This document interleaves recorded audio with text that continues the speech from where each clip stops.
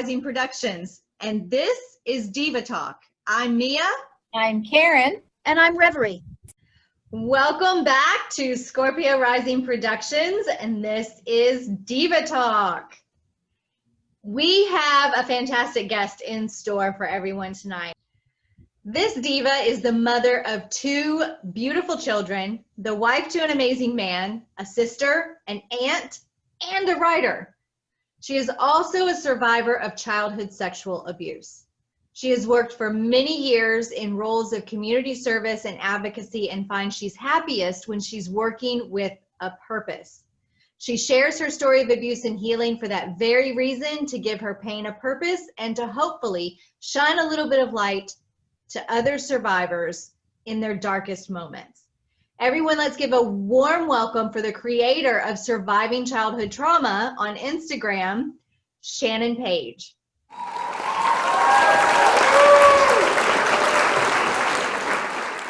Speaking of secrets being out, I think each of us have had, our own personal experience with some sort of sexual trauma or thing that we've dealt with, and you share your stuff so openly. I discovered you on Instagram and was just like, I can't find the original post. I wanted to go back and find it. The original thing that you shared caught my attention because I was like, well, she sounds like she's not getting over it, and I need to talk to her and tell her that she can heal and she can get past this stuff. Why is she still living in that moment?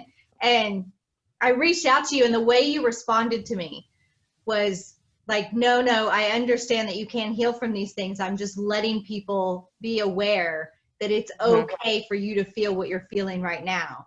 And I thought that was so incredibly beautiful. I want you to tell us a little bit about your story, where you came from, whatever you're comfortable sharing, but I also want you to tell me what propelled you to go to such a public platform in that manner. So I'll try and do the long and short of my story because it really all just kind of leads into, it's all just so interconnected. When my mom died, she was diabetic when she was in labor.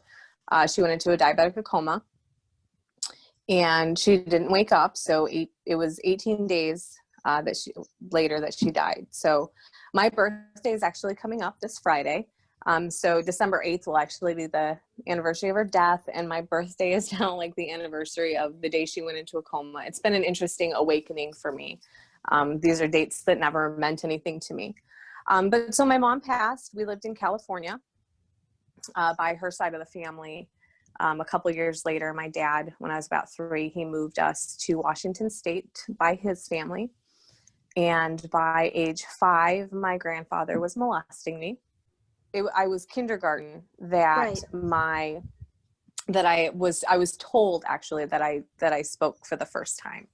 And my dad and my grandmother, so it's his mom, my grandpa's wife, they actually went to my kindergarten and told the school I was a storyteller and a liar, and that nothing was happening. So I spent most of my childhood being molested by my grandfather. My dad was very protective of my grandfather, not of me. I did speak out a couple times during my childhood, and my dad he would just betray me to my grandfather. So there was lots of consequences. And the reason I was in such an unsafe family dynamic is because my grandfather was actually a family secret. He was a generational pedophile, and he had molested my aunt, his own daughter, most of her childhood. So, it was just a really bad, I drew a really short end when it came to that side of my family. And, through all of this, in addition to the sexual abuse, my dad was, I would imagine, undiagnosed with his own mental health issues. We lived very poor in Section 8 housing. My dad was very emotionally neglectful. I was at home. There's so much of my story. I feel so sporadic sometimes. Most of my childhood, my dad didn't work. But at one point, he did get a job through my uncle. And he was working third shift. I was probably 10 years old. I feel like it was maybe 5th grade. And I was home by myself at night. My dad would go to work and I would be home by myself overnight. Eventually got switched to a second shift. So I was like 10 or 11, getting home from school. He'd be gone, put myself to bed. He'd come home at midnight, kind of a thing.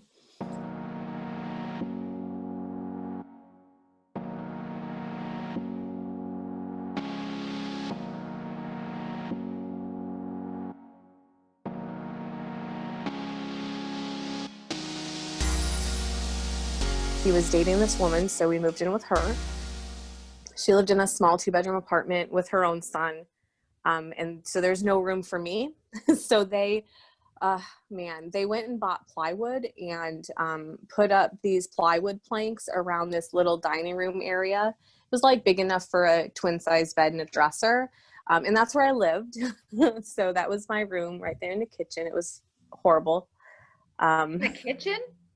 Yeah, it was like, I don't know. Do you guys remember like the standard 1980s and 90s apartments where you would walk in living rooms to like one side, tiny little dining room, and then a galley kitchen, hallway with the 2 bedrooms in the back, kind of a thing?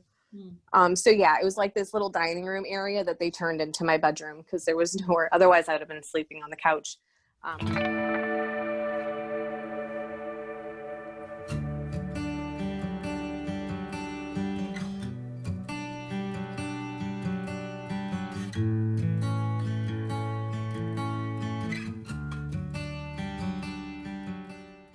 So at about 14, we moved in with my aunt because we were homeless again. And at this point, I was starting to get scared because we had, started to move a lot. We lived in one place for 12 years, most of my life as a kid. And so when all this moving started and the homelessness started and the bouncing, it got real scary for me. Now, it's important to add that at this point, my abuse had stopped. At about age 12, I spoke to someone at school who told me or validated for me that what my grandpa and I were doing wasn't okay. And I actually said to him myself that I didn't want to do that stuff with him anymore. And he said, okay. And I think that had to do with his age, that he just didn't want to fight over it. He just kind of, I guess, let me go, for lack of a better term. So at 14, we moved with my aunt. I was a couple years out of the abuse, hadn't said anything at this point, totally silent. And I'm not really sure how it came about, but I made the decision I wanted to get in touch with my grandparents in California. It's my mom's parents. And I used to go visit them every summer for a couple weeks. So I asked them if I could come stay with them till my dad got on his feet. And then, I'd come back. And they said, no, you need to, if you want to come live with us, you come till you're 18. We want guardianship. And so I had that conversation with my dad at 14 and I left. It was a pretty ugly conversation. My dad was really mean. He's just not a very nice dad. I'm sure he tried his best.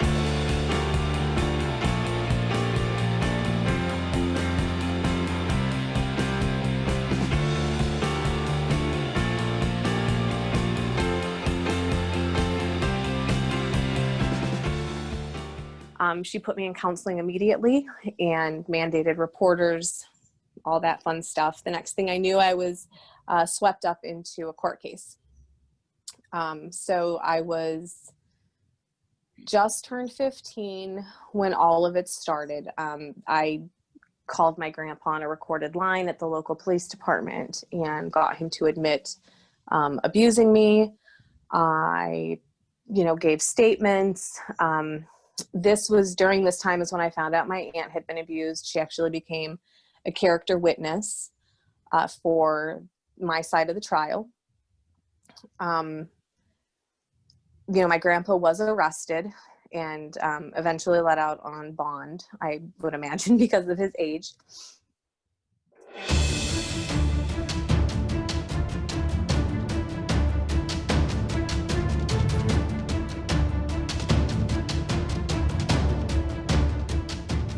It may have been the day before, was when I found out my dad was a sworn witness for the defense. He had given a deposition and was going to call me a liar and a vibrant storyteller.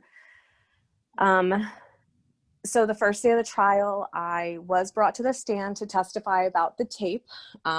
There was conflicting laws between California and Washington.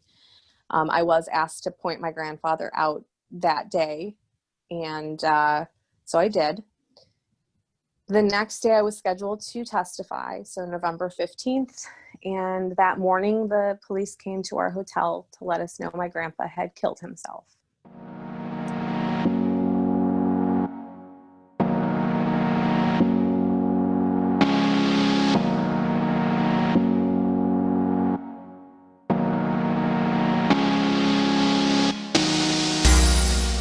But once I got through that, I really just, I looked at my blog and I said, okay, I've spent my whole life to this point. You know, I'm 40 years old and I have done nothing but work for other people. I have burnt myself out, sacrificed time with my family, time with, you know, whatever for other companies, for other people. So I looked at my blog and I looked at my husband and I said, I'm giving it a year. I'm going to take everything I've learned from organizing community, from running a business when I was the general manager, from my passions for writing and that innateness in me to speak out and to be able to lead. It's just, these are things that I know are my strengths. And I looked at my blog and I looked at my healing and I said, I'm going to do something with this right now. I don't know how Instagram happened. It just did. I just went along with it. I basically didn't fight it. And here I am. Yeah. And that's really what it is. I didn't have this like plan drawn up that I'm going to do this. I'm going to hit this goal, this goal, this goal. The Survivors Speak live show, I started that on my blog over the summer. I just created this questionnaire because I had organizations find me on my website and interview me like that. And I was like, well, why don't I do that? And I started it on my website. And then when I went to Instagram, I don't know, I was so nervous, but I just did it. I have survivors lined up through January right now, and I still have people that I haven't scheduled yet. So it just took off on its own. You know, I know that we need a place to speak. I know that we need a place to be safe. I know what the community does for me. I feel like I've healed more in the few months on Instagram with the real life conversations like this than even all the time with my counselor and all the time on my website. And it's because there's just a connection that you get when you talk with another survivor. There's an understanding that can be given that only survivors can give. And the more stories I hear and the more survivors I talk to, the more I realize I'm not alone. They're not alone. We're not alone. We are all going through this crap. And it's like this daily choice we make to not let it get the best of us. And so that's my story, and that's why I'm here. I just kind of decided that I was going to let the universe lay out the path and I wasn't going to fight it. And this is where I am so far. Wow. I am really moved and amazed by you and your story. I'm just like, yeah. And I've got to say, a couple of weeks ago when Mia was on Instagram with you, I got so pumped up. You guys are just, both of you have what I like to call, and I'm going to go out on a limb and say this, I call it breasts of steel. You hear about men having big balls. Screw that. Mm-hmm. You two women have breasts of steel. You just, you know, hear me roar and all the BS people are going to throw at you. It just bounces off of you. And it's astounding. I don't think it bounces off. Well, it seems like it does. People seem to think it does. But I think we've learned how to process it.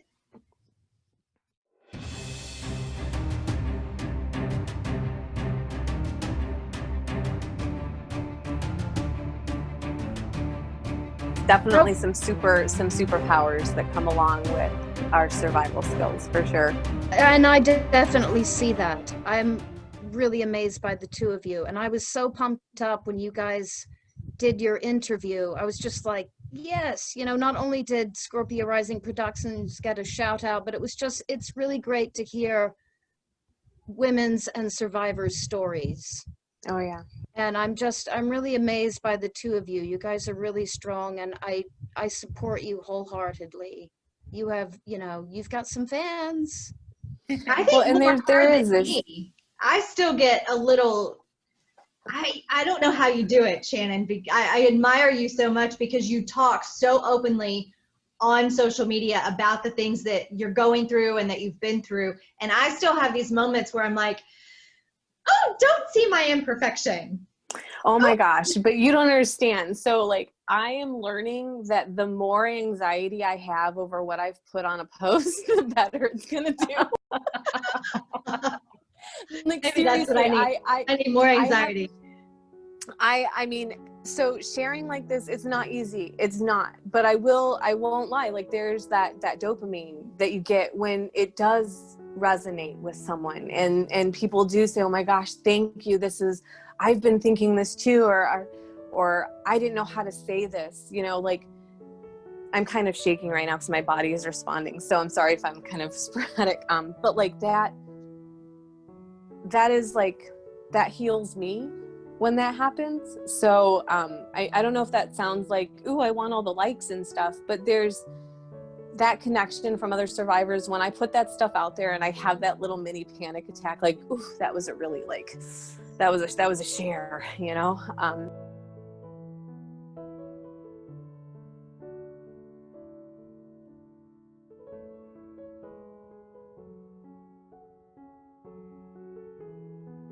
but then someone's just like, oh my God, thank you for this, or wow, I resonate with this. It's just like, okay, I don't feel as much anxiety because they don't think I'm crazy. They're all feeling it too.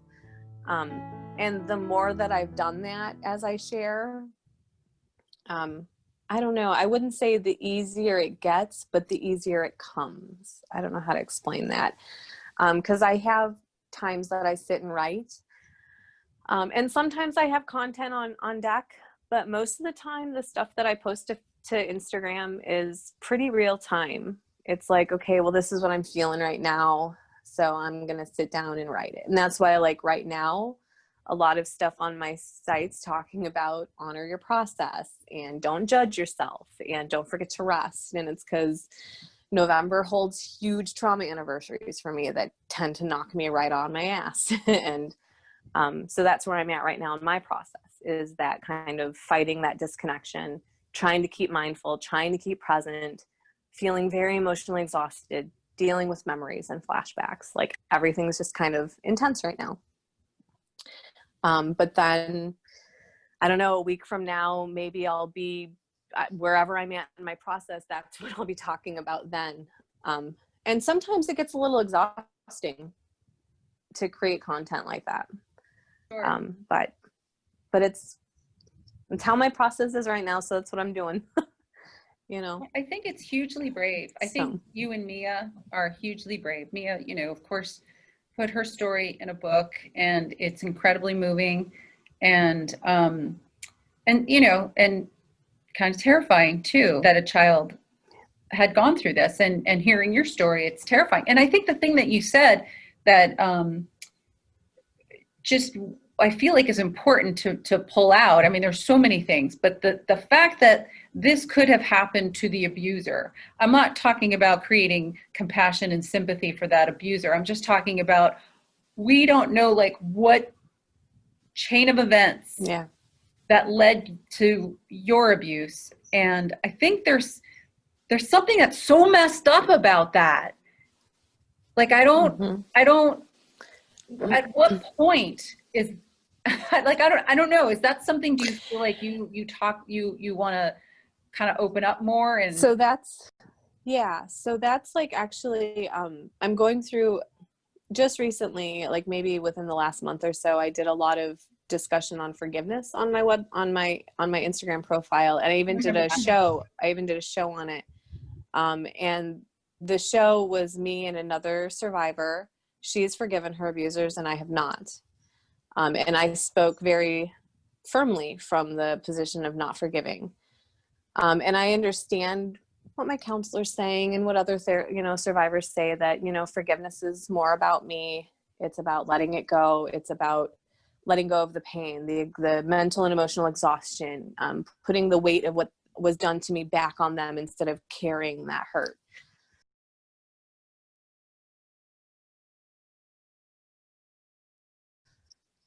But I right now don't feel like that's part of my story. And it's because I can say that I do recognize my dad probably had a really shitty childhood. He probably did. But I had a really shitty childhood too. And I would never betray my kids the way my dad betrayed me, ever. And so it's really hard for me to find that unconditional positive regard for him. Sure. It's a struggle, but some survivors can, but not me. No, I think I get really angry and resentful because it's like, wait, you want me to heal from this, and now you want me to think about that too. Well, I think what your platform is saying is be whatever space you're in right now. That's what's so great. You're not telling anybody how to heal or how to do really anything. You're just asking people to share. And I know that you didn't have a goal kind of going into this, but do you have a goal now that you're in it? I do, actually. So I am, I'll do a small plug. I am doing some collaborative work right now with another survivor, and we're working out a virtual summit. So we're hoping next year to make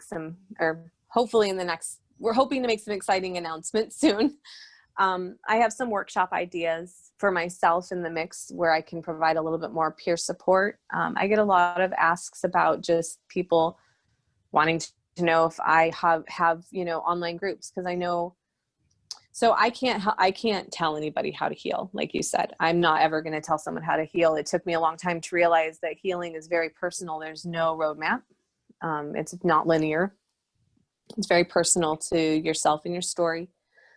So what I want to do is provide that safe space. I want to help provide a platform for survivors to speak. I want to provide a place where survivors can come for resource. But I also would like to, eventually develop into some stuff where it can also become kind of a livelihood for myself, right? Like I can help and I can heal myself and I can help others, and I can also do work that I love. I think for now, I'm going to keep doing my Survivors Speak Live series and continue providing a platform for survivors to share their stories and to just have that moment of real talk, right? There's no real direction for those conversations. They're always live and interactive with the audience, and I think that's what makes them so beautiful. And I want to keep having targeted discussions. So like I have a discussion coming up this Saturday with a young man in Australia, and I'll be promoting it soon. He is a victim of institutional trauma, and he now has an advocacy group in Australia that works with survivors of institutional trauma through the legal system. So we're going to be talking, with him about his story, his advocacy work, and just talking about institutional trauma and what that is, because that's just another facet of child abuse. So. So that's kind of my plan right now, is just awareness, right? Like we heal trauma when we understand trauma, and the only way to understand it is to listen to trauma survivors. So yeah, we're and going I to talk think about that's it. much more important about than forgiveness. That you heal yourself. You hear so much, you should just forgive and move on. No, it's about healing within. It's not about forgiveness. Yeah, and we don't move on. And that's something I wrote about. I think it might have even been today, or maybe it was the other day. Memories don't let go of us. We can move on with our lives, air quotes, as much as we want, but there are some things that won't let us go. Trauma, like my childhood abuse, it's not a flashpoint in my life. It's very much intertwined into who I am. It's shaped my perceptions. Some of them I'm trying really hard to rewire right now, but it changed my brain. There's a lot of things that my trauma did that, you don't just move past it.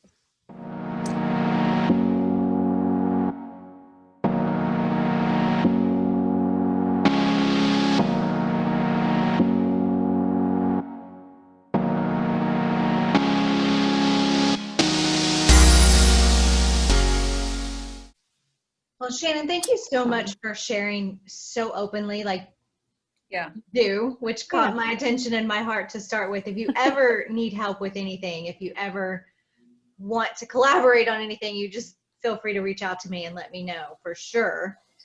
But Awesome. I definitely will.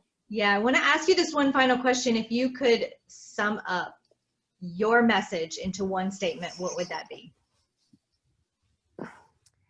Healing is a daily choice, not a final destination. Ooh, Beautiful. Yeah. I mean, Love like that. that's yeah. I mean, that's the hardest thing I think to accept, because I just want this shit to be over. Yeah. I'm so over it already. Yeah. But yeah, nope. Healing. It's a daily choice. It's a daily choice we make. Thank you so much for coming on to our little show. We're so excited to have you here. And there's a Yes. little thing that we do, and we kind of want you to join us because part of your message is sticking together so your voice can rise up. So we say unify and rise up. And we do like a little thrust your hand in the And before we in the do air. that, I just want to make sure that we tell our All audience that you can find Shannon and on Instagram at Surviving Childhood Trauma, and we'll drop the link in the YouTube description. Okay. Unify and rise up. And rise up. Rise up.